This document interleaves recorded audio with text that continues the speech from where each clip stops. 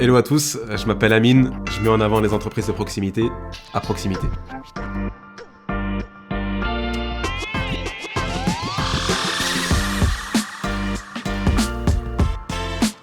Si tu veux, il y a les consommateurs qui sont ultra connectés. Aujourd'hui, en fait, on a changé notre façon de consommer. Donc, on cherche de la proximité, surtout après le Covid. On veut consommer local. Et instinctivement, en fait, on le fait déjà tous. Pour rechercher un commerçant, un lieu où consommer dans la journée ou dans la semaine, on se rend sur Google et qu'est-ce qu'on fait ? On tape par exemple restaurant Lyon ou je sais pas moi, agence immobilière Lyon. Et ce qu'on fait, c'est qu'on regarde Google Maps instinctivement parce qu'il y a les avis, parce qu'il y a le facteur proximité et parce qu'on a toutes les informations centralisées à un endroit. Ce qui fait que en étant présent dans cet encart Google Maps, eh ben en fait tu apparais avant tous les sites web qui sont référencés après, donc forcément en termes de conversion derrière c'est beaucoup plus puissant. Donc d'où l'intérêt. L'idée de Google Maps c'est de connecter les consommateurs internautes à leurs entreprises de proximité. J'aide plus particulièrement les e-commerçants qui ont des points de vente locaux. Parce que Google Maps induit en fait une notion de proximité. Et dans cette proximité-là, en fait, tu as la possibilité de mettre en avant des produits. La puissance de Google Maps, contrairement à un site web, où un site web, tu vas te référencer sur un mot-clé précis, sur Maps, tu vas te référencer sur un nuage de mots. Donc, je te donne un exemple. Je vends du café. Eh ben, tu vas te référencer sur café Arabica, café Amérique du Sud, machine à café, et devant les prospects qui sont autour de toi. Donc c'est ça la puissance du truc, c'est que tu es visible sur un écosystème complet à proximité de toi devant les prospects qui recherchent ce que tu proposes. C'est la petite subtilité de Google Maps et c'est ce qui fait sa puissance. Tu peux te débrouiller sans point de vente, on l'a déjà fait. En fait, ça te permet aussi de mettre en avant tes produits sans avoir de local, de lieu commercial. Donc par exemple, moi ce que je recommande, c'est ceux qui sont dans les... ou ne le sont pas, c'est de se mettre dans une grande ville, que ce soit Paris ou Lyon, ou, bref, les grandes villes françaises ou même à l'étranger, et de créer une fiche en stipulant en fait, donc une fiche Google Maps, une fiche Google My Business, pour être visible dans cette zone-là, en mettant en avant tes produits et tes services. Par exemple, je travaille avec des consultants qui n'ont pas de local, tu vois. Mais ils drainent de la clientèle. Et c'est pareil pour les commerçants, ceux qui n'ont pas de local, tu peux te mettre en avant tes produits et services sans avoir de lieu où tu reçois tes clients. D'ailleurs, c'était la fin de ma phrase d'avant, c'est de bien préciser que tu ne reçois pas des clients dans ton adresse. Tu vois. Donc lui, il te masque l'adresse.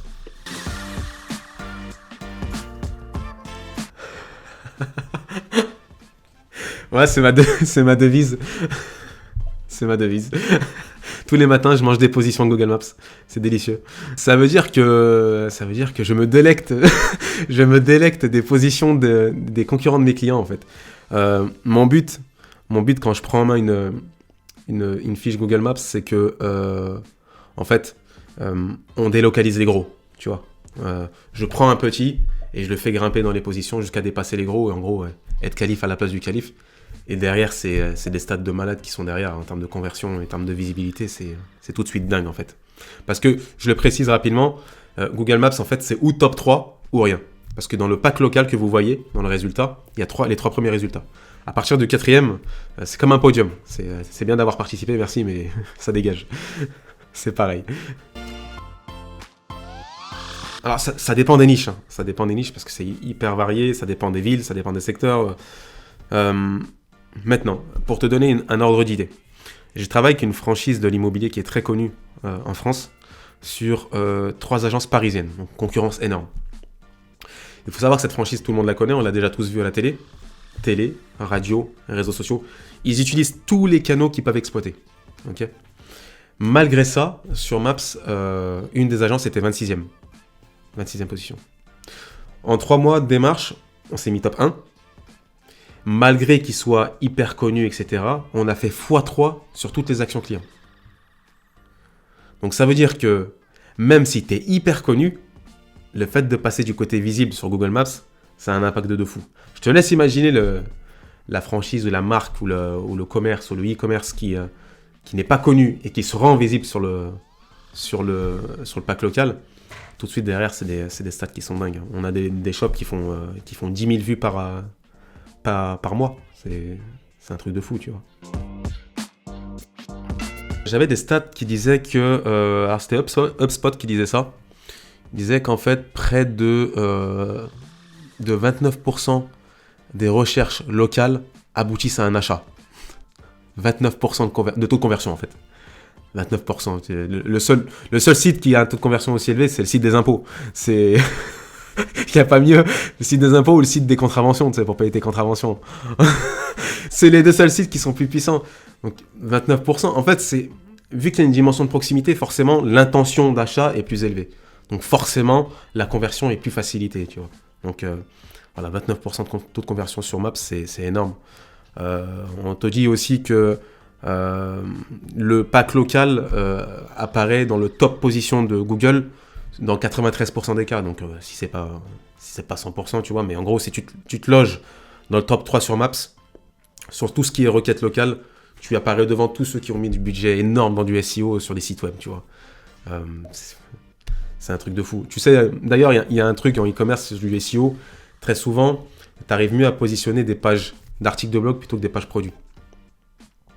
Et ben ça, en fait, ça demande beaucoup de travail de faire du SEO sur de la page d'articles de blog, tu vois. Et ben pareil, tu tombes sur des descriptions Wikipédia, tu tombes sur des comparateurs, c'est des sites qui sont bien ancrés, ils ont des positions bien fermes. Et ben ça, c'est difficile à délocaliser.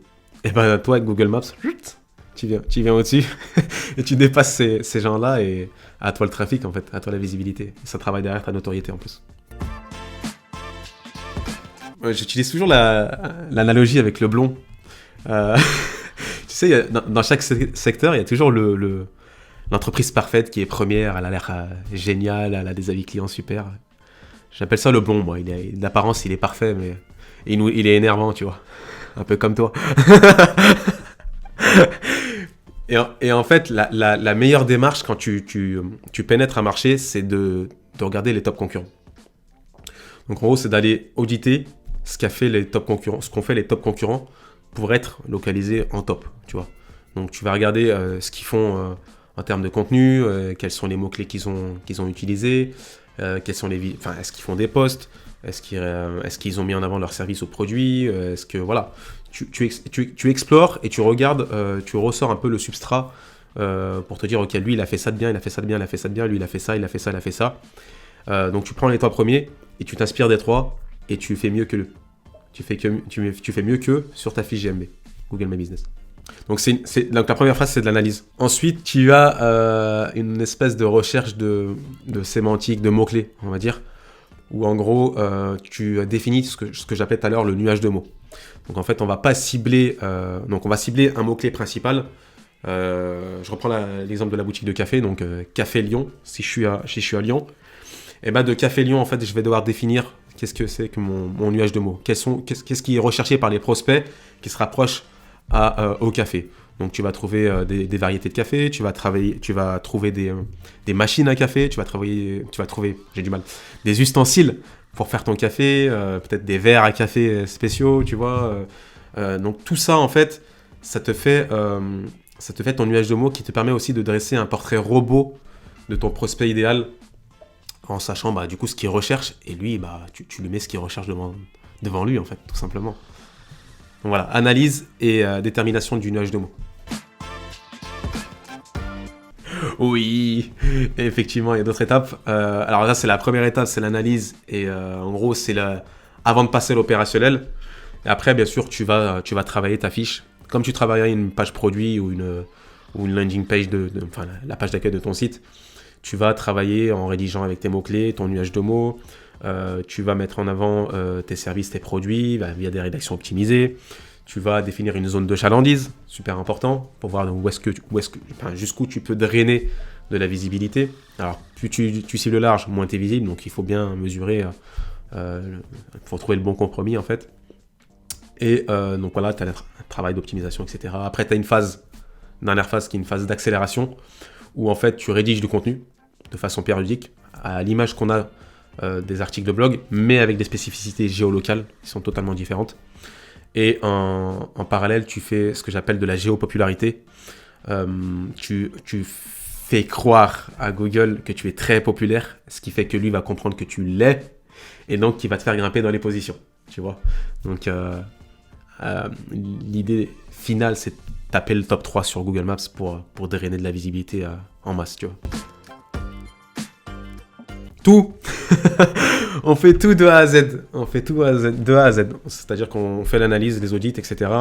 On fait la phase de construction, on va travailler la fiche, on va l'optimiser. On fait la phase d'accélération en création de contenu et on fait la géopopularité. Donc on fait tout de A à Z.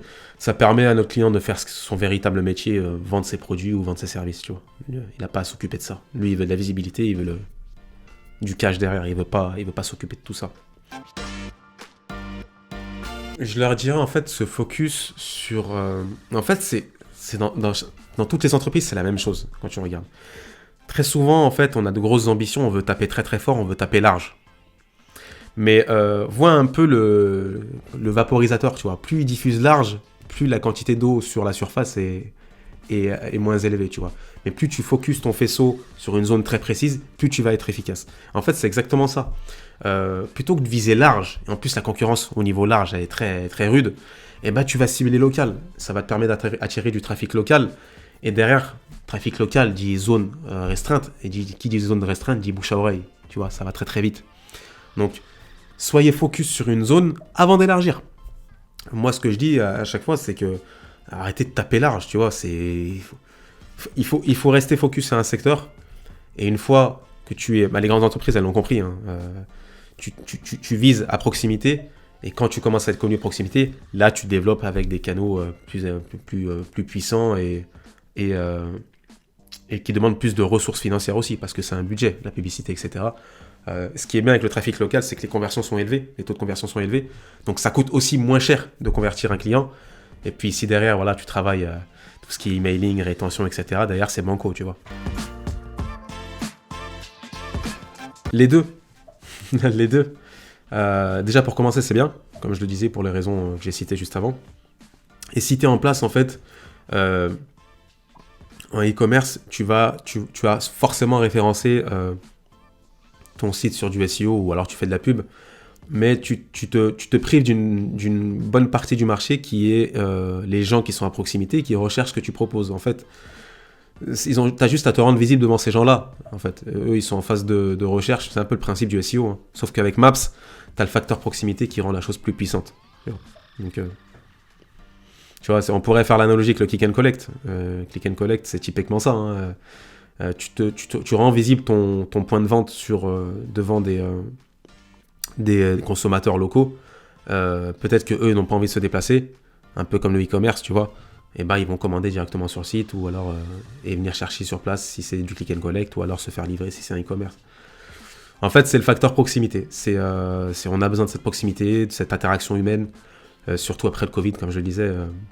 On a encore plus besoin de ça et on a compris l'importance de ça, nos vraies valeurs humaines, tu vois. Il y a un autre thème qui est super important, que ce soit dans le e-commerce ou dans le commerce physique, c'est la e-réputation. En gros, c'est les avis clients, tu vois. Et c'est le gros intérêt de Google Maps, c'est que tu vois les avis de tes clients. Et ça veut dire que le prospect, quand il vient sur ta fiche, il voit les avis clients. Donc forcément, derrière, en termes de conversion aussi, derrière, ça joue beaucoup. Ça joue sur ta notoriété et ça joue sur ta conversion. J'aime bien prendre l'analogie, tu sais, quand tu passes devant un restaurant qui est plein et devant un qui est vide, lequel tu choisis? Celui qui est vide ou celui qui est plein? Non, celui qui est plein, parce que tu dis que voilà, s'il y a du monde, c'est qu'il est bon. Et c'est que moi aussi, j'ai envie d'aller tester, d'aller consommer. Donc, c'est la même chose sur Google Maps. Si toi, tu as une trentaine d'avis et qu'en face, ils ont 4-5 avis, je parle même pas de notes, hein, je parle en quantité d'avis, bah voilà, forcément, on va être plus attiré par celui qui a des avis, puisque ça veut dire qu'il a plus de visites et plus de clients, tu vois. Donc, super important, on connaît l'importance des avis clients en e-commerce. C'est la base.